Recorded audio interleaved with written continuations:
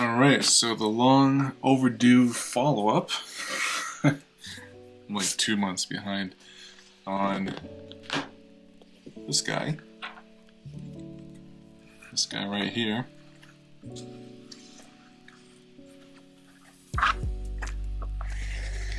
We're not talking about the watch itself. We're talking about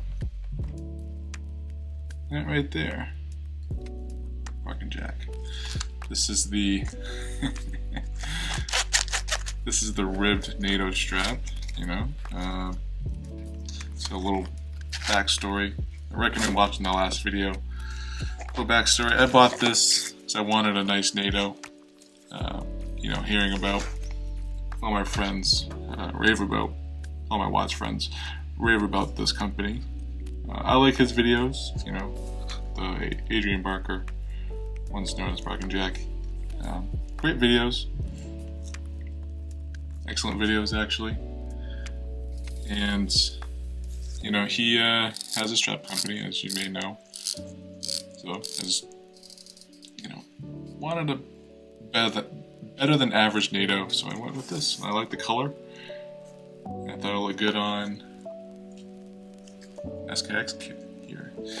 And when I got the strap in the mail, you know, I started feeling the materials. It's well made. You can tell it's well made. All the hardware is well made, but it just doesn't feel like what I was expecting. I was expecting like a nylon type of NATO strap, and you know, this is not a nylon. So, you know, there's nothing wrong with this strap, but you know, it's not a nylon strap. So if you're expecting like the supple seat belt type material nylon, then this is not for you. But you know, I challenged myself to wear this watch on this strap for 30 days, and I got to 29 days and I got the famous like spring bar failure, you know. So I was doing some work around the house, and you know, spring bar failed. So didn't exactly, you know, but it's not the strap's fault. That might be a different topic, a different video on like why I don't like NATOs. Like, this is a feature, but it's also a curse, you know. The feature is that, hey, if your spring bar fails, then you're not going to lose your watch. It's just going to flop around like a fish on your wrist. But at the same time, it's annoying, because I've never had a spring bar fail on a regular watch. You know, like on this, never had a spring bar fail. I've only had spring bar failures on NATOs, so maybe it's the NATO. That's besides the point. So over time, you know, over the 29, 30 days that I wore it, you know, it did kind of confirm my fears. I'm just gonna take off. Today I'm wearing the Rolex Oyster Perpetual, 39 millimeter. Reference is 114300. It's a blue dial with the green hour indices. So it kind of confirmed my fears with this NATO. When I made the first video, I was thinking that the holes might get a little stretched out like my other NATOs, and they did, you know. So the first like week or so fit great, you know, nice and snug. I like the floating keeper. The floppy fish. But over time, the hole did get a little stretched out, and I just didn't quite get the same fit I did on, you know, on day one. I tried maybe going to the next hole. You can kind of see it. See how it's just a little bit of white there? So just over time, it kind of pulls up, and it's just not quite as tight as it used to be.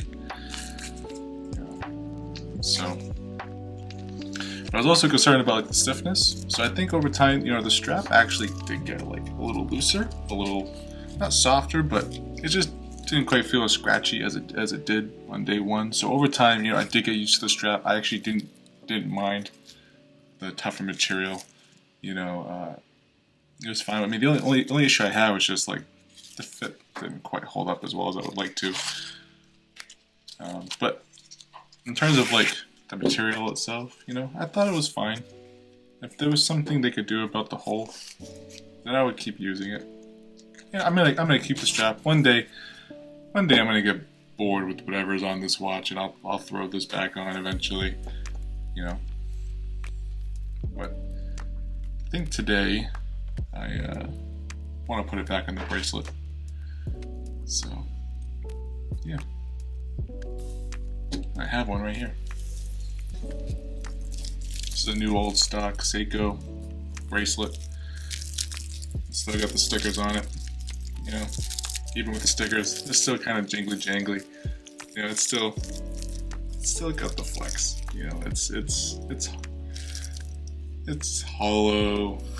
It's pressed clasp. It's not. It's no Rolex clasp. Let's just say that this thing is robust. Also, there's no fold over on these OPs, so like the sport models, they kind of have like this little extra security of a clasp lock there. But on the OP, you just take your nail and you just lift up. There's like a little spring there. You can kind of see it, and that's how you latch a Rolex. And then when you're done, and it's just super secure. This is an amazing bracelet. Absolutely like silky. There's no sharp edges. It's just smooth. It's excellent bracelet. Rolex there, but the Seiko, it's fine. We're very comfortable. I've worn these before. Very comfortable. You get the articulation there and the J Jubilee-esque style bracelet. Can't say Jubilee because these guys own it. So, but I'm talking about it. It's a Jubilee. You get the comfort. You don't. It might be a little bit of a hair puller, but very very good bracelet. So, I think maybe another video I'll shoot putting it on here because it's definitely gonna be a process. I have to. Maybe I'll do a time lapse. Do a time lapse unwrapping this and putting it on, sizing it. So yeah, update on the Bark&jack. If they are expensive, and they're definitely more expensive if you live in the United States because you will have to pay for shipping costs. So I think after like taxes and shipping, they came out to like $35 per strap. I think it's a little bit much for a NATO strap. Typically a decent NATO is like $10. So this one's $35. I bought two of them. There's also like a mustard yellow that I want to put on my Tudor Black Bay Pro. But if you want to support your favorite YouTuber, buy the strap. Nothing wrong with the strap. Good strap. It did get more comfortable over time, but at the same time, it did get a little looser. I did wear it every day for a month, so it wasn't like I wore it sparingly. I wore it every day. Walking the dogs, whatever, wore it every day. Swinging a hammer, work around the house. I'm usually sitting at a desk for my day job, so I'm not like beating the hell out of my watches, but they do get worn. Yeah. I don't know. Buy it if you want to support your favorite YouTuber.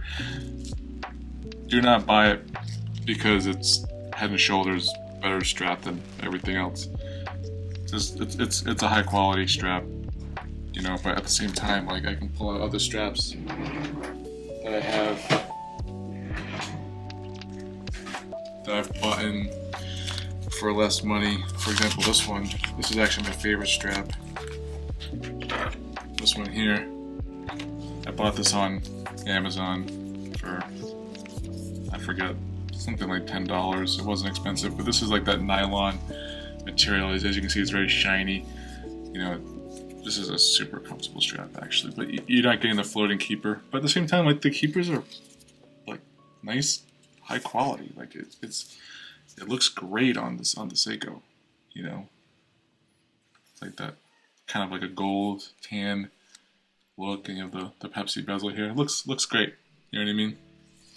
So, you know, definitely some diminishing returns on the $35 strap versus the $10 strap. You know, this one's super soft, seatbelt like material. This one's a little tougher. Maybe, you know, this one, if you look closely, it's kind of got like a little bit of fray on the edges. The camera will focus. You know,